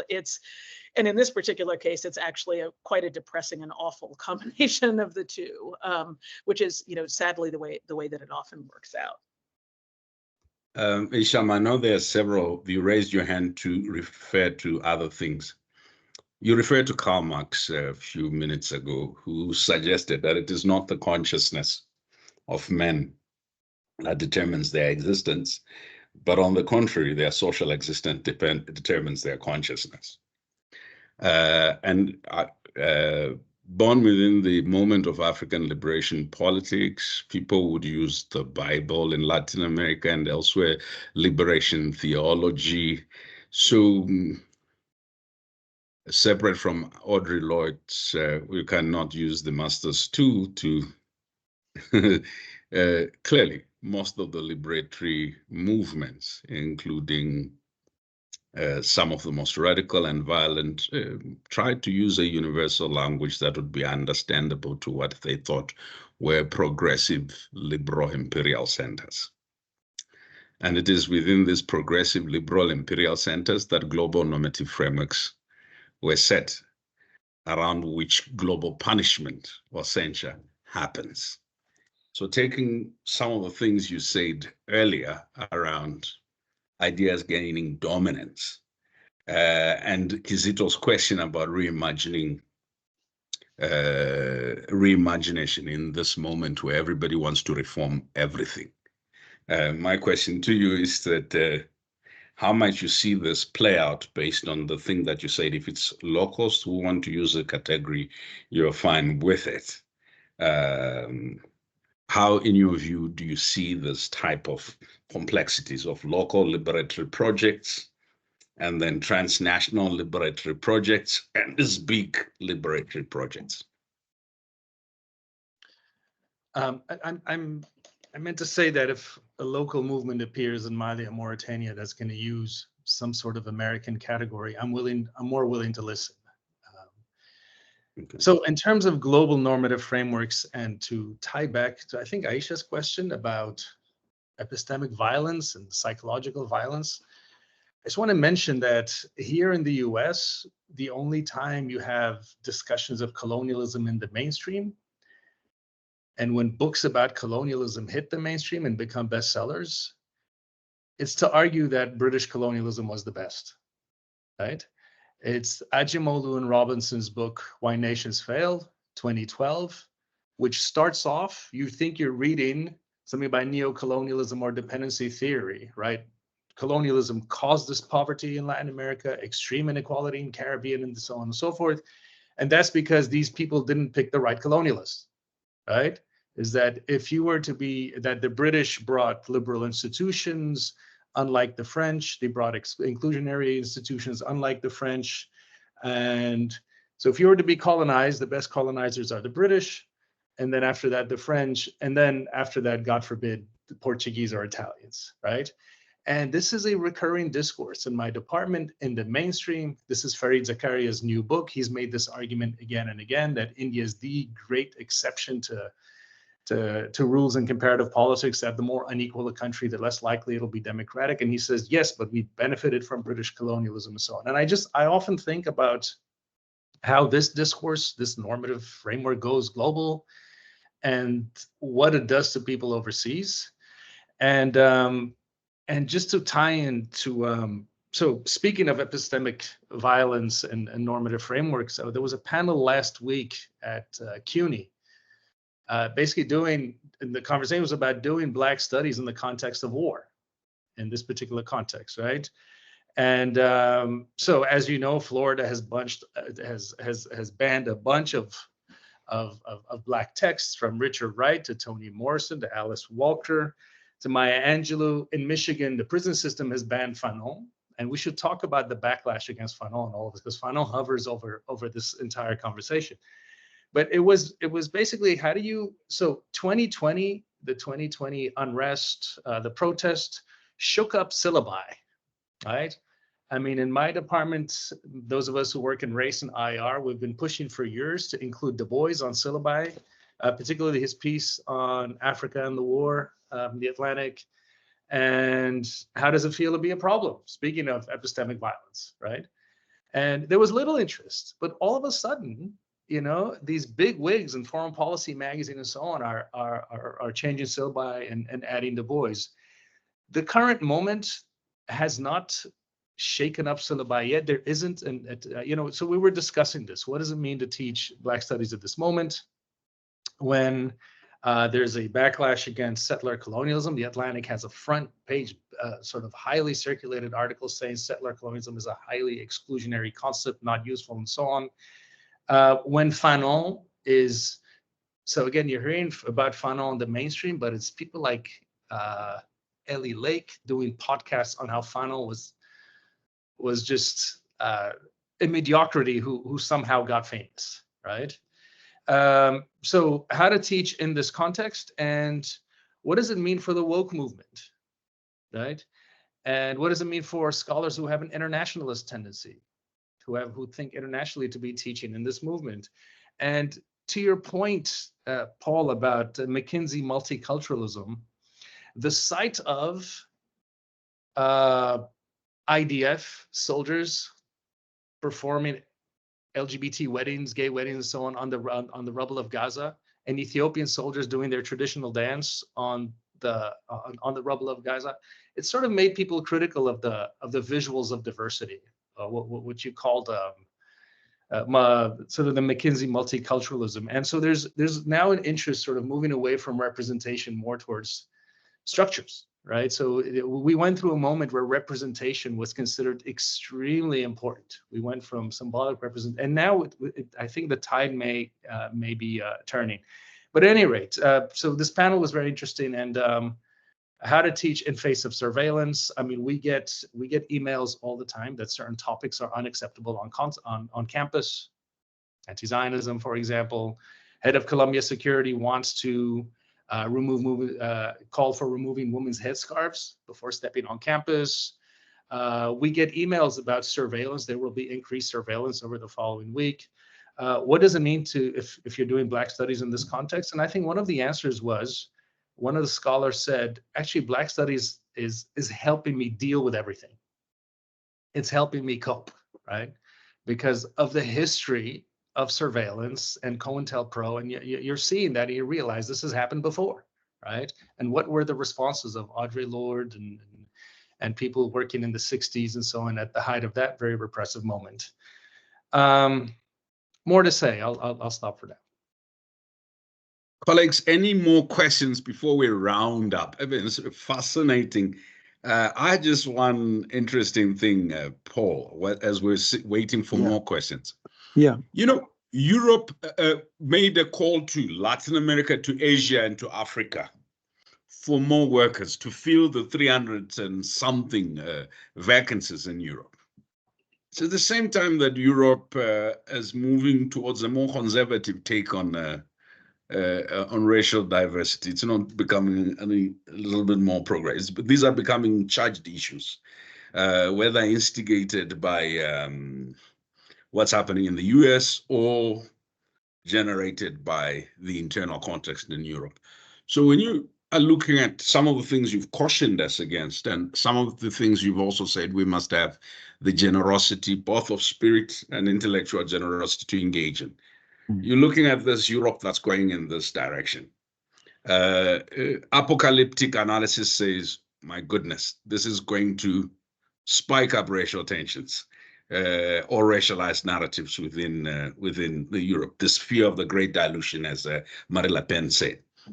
Or some people say, actually, this is going to lead to a much different result, right? It's going to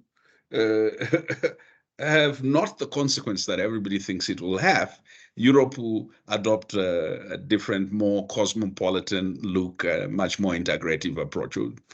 I know that you are not a seer or a prophet, but you're a disciplined academic. What's your reading of Europe asking, I won't call it the global south or third world, but asking for the rest of the world to come and help with the human resource question? I think when you ask me that question of the moment in the liberation of South Africa, when the ANC went to Lusaka to have dialogue with the business community, and everybody knew that the wall was coming down, the tectonic plates has shifted. So I wouldn't. I think that economic imperatives and the pressure of capital accumulation can dissolve those, not dissolve, can mediate those forms of exclusion and ultranationalist, racist violence and abuse. It can mediate those things if it's minded to do so. But the thing is that the capitalism of now, this European capitalism, is, I mean, looks particularly bad from London, I admit, but actually in the rest of Europe, it's still a kind of catabolic capitalism. It's not, it's feeding on itself. It's that sort of dynamic in which, in order to keep the engine running, everything on the train is being chopped up and fed into the boiler so that the motion can be maintained. So I'm not sure that a catabolic capitalism can accommodate that change. It seems to me that that possibility, attractive as it may be, is something that belongs to an earlier phase in the history of capitalism in Europe. I remember some years ago finding myself in a dialogue with politicians from a number of European countries who at that time was seeking labor from the Philippines and had contacted the government of the Philippines and worked with them so that their gastarbeiters, their visiting workers, their non-settler migrants who are arriving for a specific period of time to undertake a specific job within a specific setting, could have their pension entitlements paid to them directly by their home country governments, and things like these mechanisms were being created. And so I think that's more what we'll see. Those people will come and they will work, and that will be necessary because, you know, we lead a lot of old people are going to need looking after. But will they settle? Will they transform? Will there be an organic, an organic convivial habituation of their presence within the space? I can't see that happening. The technological regime, the regime of border violence and so on now cuts through every institution in the society, as we've seen, you know, the people in my generation, the people my age who were the children of the migrants who came at the end of World War II, find their citizenship stripped away, find themselves excluded from the country, find themselves disposed of casually with great cruelty. And I'm afraid I think that's the likely regime. So we'll admit these people, we'll let them work, we'll use them, we'll take the best of their health and their strength and their vitality, and then they will be disposed of. They'll become like the waste that we send to the rest of the world.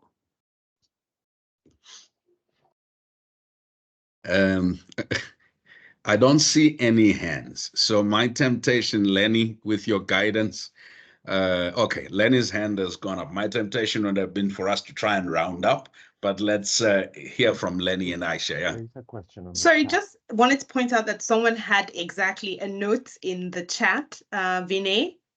And I don't know if Vinay is still online, and because it's actually a question about India and nationalism. So Vinay, if you're here, you could read it out. I'll hand over back to you, Brian. I just wanted to make sure you didn't miss that.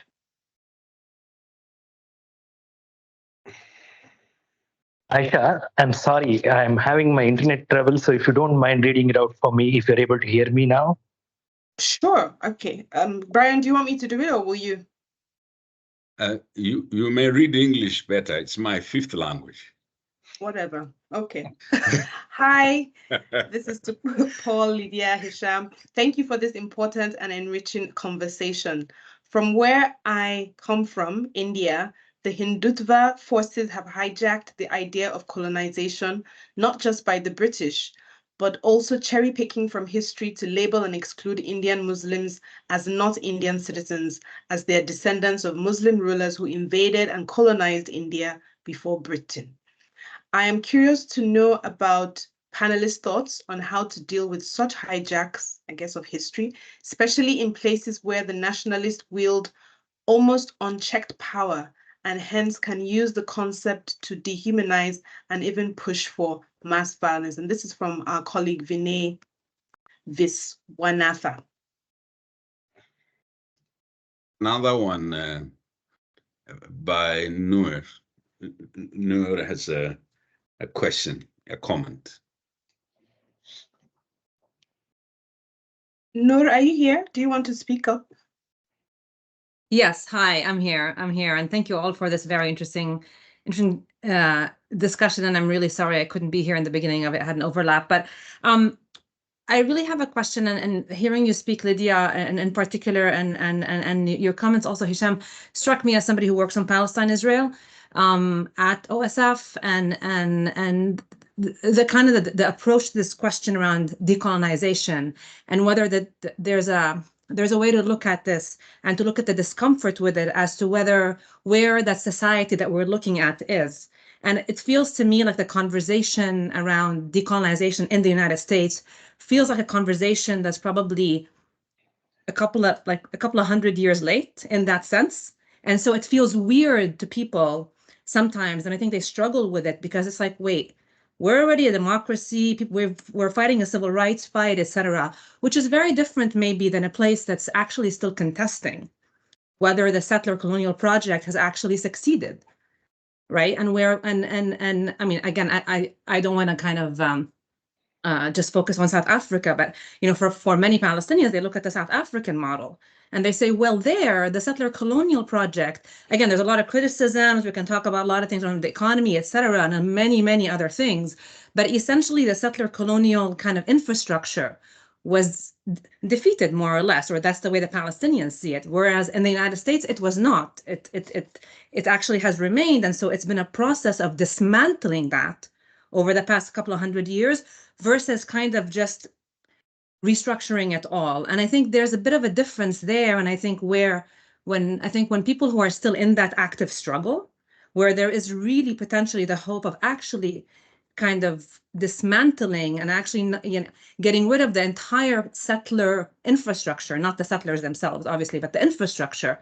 I think this word takes a very different meaning, and it's very difficult in today's world because for many communities that are still fighting and what is in their mind an anti-colonial struggle in a world that has moved on from that language.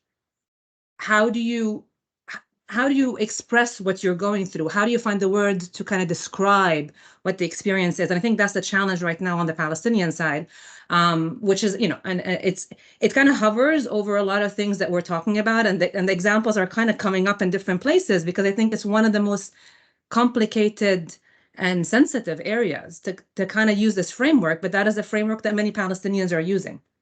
So I want to kind of put that out there and see, get your thoughts on kind of the differences in using this term and thinking about this term vis-a-vis the current status of the settler regime, and that's in the different places. So thank you. In fact, I live in South Africa, so the argument, it's interesting, I think, what you're saying. And there was an interesting critique a few years ago that was repeated just last week in South Africa, which is diversity sort of assumes that everyone has a right to be here, proportionate to their population sizes. So if you talk about representation or whatever it is, then and obviously, when I started trying to get into legal practice, they would just set all sorts of new things, like you need the right qualification, the right more appropriate skills, credentials. So, you'd be taken through pupillage for 2-3 years. And the idea was using standards, excellence. There were all sorts of euphemisms that I think you could easily graduate into. So as we prepare to land this, not actually land, as we prepare when you're on a long journey, this is a momentary stop, because as Lenny has said, this is an ongoing debate. Just to remind us that I think we've been cautioned that in centering the subaltern experiences in their diversity, because I think what this conversation has reminded us of, there's no singular experience with the coloniality of power in its global or local context. There's no singular experience with a historical narrative. So whether you use culture, indigeneity, nativity, your colleague at Columbia wrote an interesting piece years back, Can a Settler Ever Be a Native? reflecting on his experience at the University of Cape Town, is how do you center this without ignoring the fragility of the dominant, who have had sort of privileges that if you question, they dismiss as either irrational or emotional? How do you do this without capitulating to majoritarian appeals, depending on what are the majoritarian appeals that you are dealing with, or racist cultures that reproduce themselves because they have had opportunity to financialize, to militarize, and to institutionalize? And also, how do you avoid, I think, as you've all cautioned us, technocratic approaches, managerial approaches to a very complex set of challenges? And how do we avoid a talk about a potentially liberatory concept? You've all said there are little things that may be usable. How do we avoid this narrow projection? And how do we move between, I think, Hisham, you were this between pedagogy and praxis, and what are those sort of paradigm shifts that we are thinking about? For us as philanthropy colleagues, OSF, the question, I repeat a question I made at the beginning. If you do choose to adopt a decolonial lens or decolonization approach to something, what does it really mean in terms of doing philanthropy in ways that are empowering, in ways that are transformative, in ways that are inclusive, but it's also in ways that don't avoid the confrontation that one of you talked about? What might it look like in grant making and impact investment? What might it look like when we're evaluating impact of programs and policies and processes, or doing advocacy? What might it look like when we're doing evaluations and et cetera and et cetera? It's a complex debate. I think if we took anything from here, as Lenny had said in the concept note, it's a deeply complex subject with many contestations, but also with many signals. Lenny, I'm grateful for the opportunity to moderate this first of many conversation, and also to do so with such an eminent panel. I hand back to you. I'm quite sure our colleagues will want to say something to wrap up, but I thought a hand to you, and then maybe they get an opportunity to wrap up. Yeah. And thank you, Brian. And Noor, your powerful question will be addressed. My only comment, outside of thanking, of course, everyone for their arguments, is to say that I feel almost a confirmation or a reaffirmation of the project that my colleagues and I set out a year and a half ago to begin this ideas workshop, where we counterposed, perhaps a bit too melodramatically, the difference between our work, which is about meaning and understanding, from the rest of the philanthropy, which is about getting things done in the world, advocacy, policy, through metrics, through measurement, through rigor, through impact. We're here not to take sides, but to understand. So while Brian leads our work on the political philanthropy side, what I'm trying to do is the more critical philanthropy. But the reality is that these are inextricably linked. Whether as a sort of interrelation or as a dialectic, I don't know, we're part of the same institution, and these are questions that we need to come to grips with, as Brian was just saying, in the context of the very work itself and what it means for grant making, but also in terms of how we grapple with these fundamental themes. So with greatest thanks to Lydia, Hisham, and Paul, and Brian for your profound stewardship, maybe final words, starting with Lydia and then going around. Thank you. Yeah, thank you so much. This has been such a fantastic and inspiring conversation, and I really am grateful for the brilliant questions as well from the staff.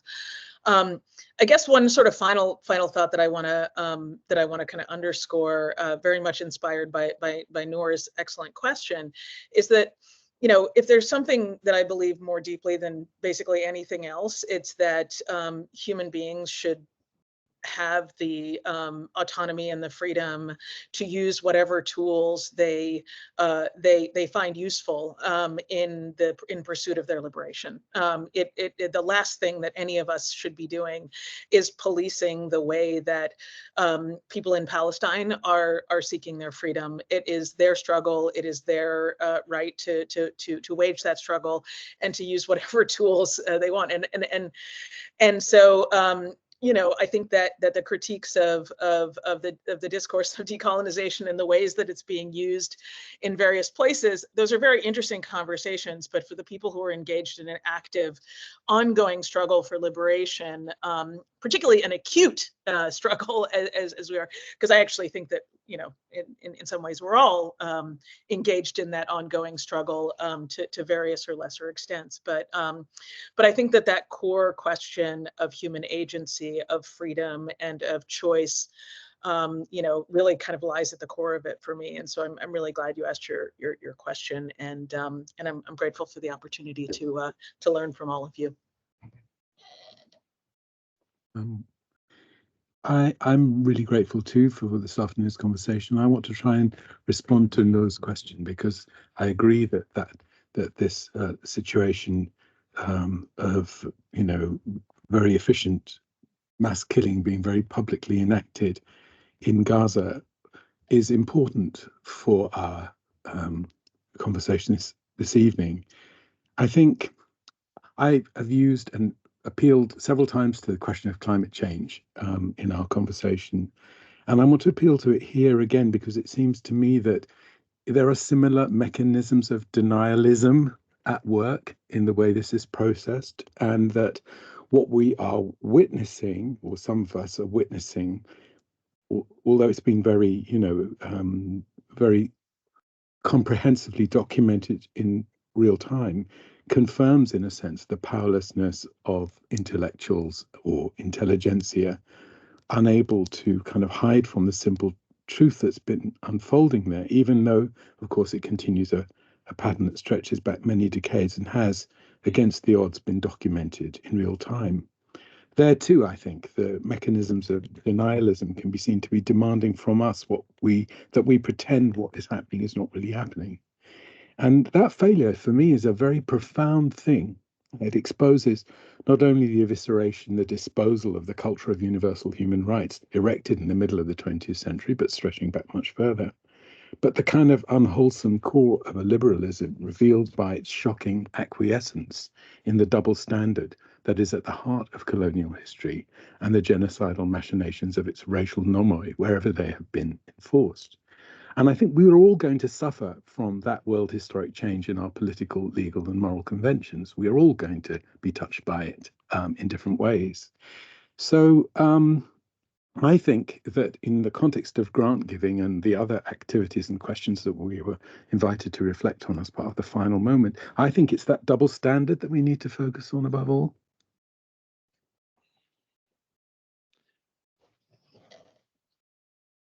This is a lot of pressure. I have to end sounding wise and wrap everything up. I'll just say, I think what you can do is help researchers, academics, activists around the world look for local ancestors, as opposed to importing whatever these ideas and frameworks from other parts of the world. And to that end, just to touch on the recent discussion of somebody mentioned migration crisis and climate. I grew up on the Spain-Morocco border. My mother's family is from Melilla, Spanish enclave, very, very colonial space. That part of the world is highly militarized, lots of pressure, climate, migration, and so on. And the European Union is pushing North African states to become their gendarmes, in effect, right? So there's lots of violence in this border area. How do we deal with all of this? Well, one of the first things we decided to do was look into our soil, our intellectual soil, and see what we can find. And we decided to relaunch a journal from the early 60s, Souffle. It's the first tricontinentals. It's the magazine that developed the idea of tricontinentalism. And so we're trying to create a conversation about decolonization, about climate, about migration, between different parts of the developing world. One thing Enrique Dussel used to say, he said, just as you can't go from one suburb of London or one outer borough of New York to another outer borough without transitioning through Times Square, through the core, countries of the global south rarely talk to each other without having to go through London or New York or Paris, right? So let's try to create a conversation between these countries of the developing world, global south, and to see who their local ancestors are. What are their epistemologies? What are their categories? How are they mobilizing their categories, and their intellectual heritage? Yeah, I'll stop there. And just somebody, the final thing. I think nostalgia has come up a couple of times, and the dangers of nostalgia. In our first issue of Souffle, we actually look at the debate between Fanon and Senghor about negritude and the idea of returning to a past and a mythical past and so on, and where different intellectuals on the African continent lined up, right? But right now, there's a great deal of nostalgism, as Lydia mentioned. There's the authoritarian, top-down Modi nostalgism that's leading to the violent exclusion of Indian Muslims. And then there's the, shall we call the softer nostalgism of nostalgia of activists, right?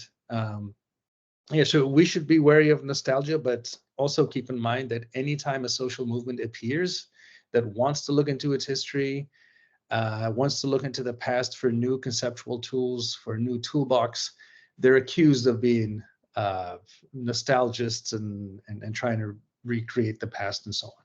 Right? So let's keep that in mind. Thank you all.